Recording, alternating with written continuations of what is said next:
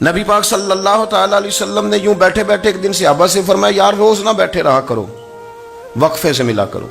یہ کچھ لوگ زیادہ ساتھ رہنے لگتے ہیں تو ادب نہیں نہ رہتا، ان کو احساس نہیں ہوتا کہ میں کیا کر رہا ہوں۔ تو نبی کریم صلی اللہ تعالی علیہ وسلم نے صحابہ کے مجمع پہ نظر ڈال کے فرمایا، حضور فرمانے لگے روز نہ ملا کرو، وقفے سے ملنے سے محبت بڑھتی ہے۔ حضرت صدیق اکبر بھی مجمع میں بیٹھے تھے، وہ بھی 3 نمازوں میں نہ آئے تو پیچھے ہی نماز پڑھ کے چلے گئے۔ ایک روایت ہے عصر مغرب عشاء، اور دوسری جگہ لکھا کہ نہیں ظہر عصر مغرب تھی، پیچھے نماز پڑھی چلے گئے، پھر عصر پڑھی چلے گئے، پھر مغرب پڑھی، اور حضور نے ظہر کے بعد حضرت انس بن مالک سے پوچھا ابو بکر نہیں آئے؟ پھر عصر کے بعد پوچھا ابو بکر نہیں آئے؟ پھر مغرب کے بعد پوچھا ابو بکر نہیں آئے؟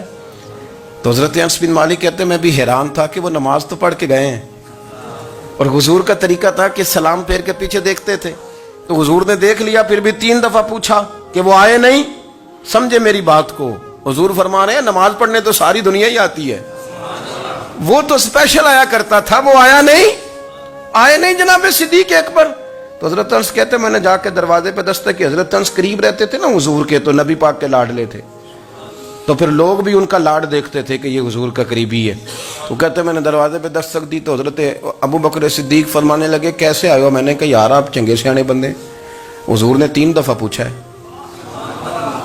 3 دفعہ پوچھا ہے۔ تو حضرت سیدنا ابو بکر صدیق دوڑے آئے، حضور حکم ہو؟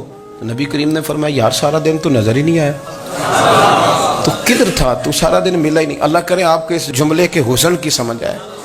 آپ دیکھیں جو چاشنی یہاں ٹپک رہی ہے، جو وقار یہاں ٹپک رہا ہے، ذرا اس کا مزاج تو دیکھیں، اور یار تو نظر ہی نہیں آیا سارا دن۔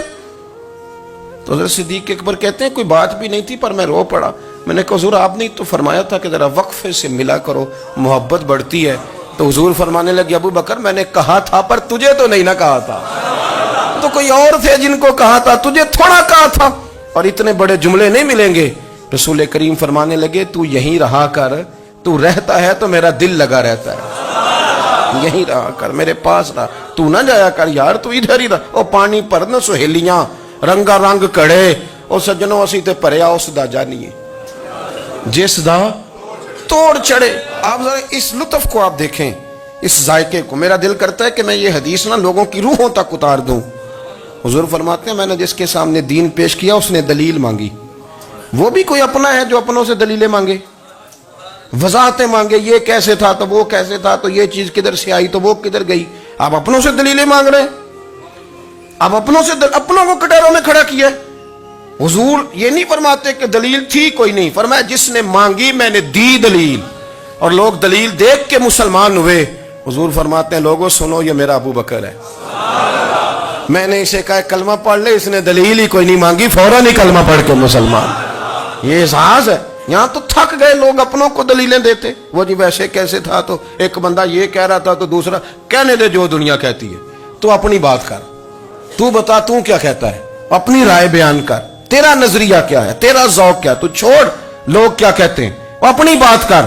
اگر ابو بکر صدیق لوگوں کے کہنوں پہ چلتے تو مکہ تو سارا کچھ اور کہہ رہا تھا، اس وقت تو کوئی تھا ہی نہیں جو کہتا کہ نہیں تو ٹھیک چل رہا ہے، دنیا ساری کچھ اور کہہ رہی تھی، لیکن صدیق اکبر کہہ رہے تھے نہیں نہیں، سچ وہ ہے جو مدینے والے رسول فرماتے ہیں، سچ وہ ہے جو میرے آقا نے فرمایا ہے۔ اپنی زندگی میں انہوں نے بتایا لوگوں کو کہ دین کا مزہ لینا ہے تو پھر ذرا غلامی کر کے آتا ہے، پھر ذرا پورا پیار کر کے آتا ہے، پھر پوری محبت دے کے پھر غلامی کا مزہ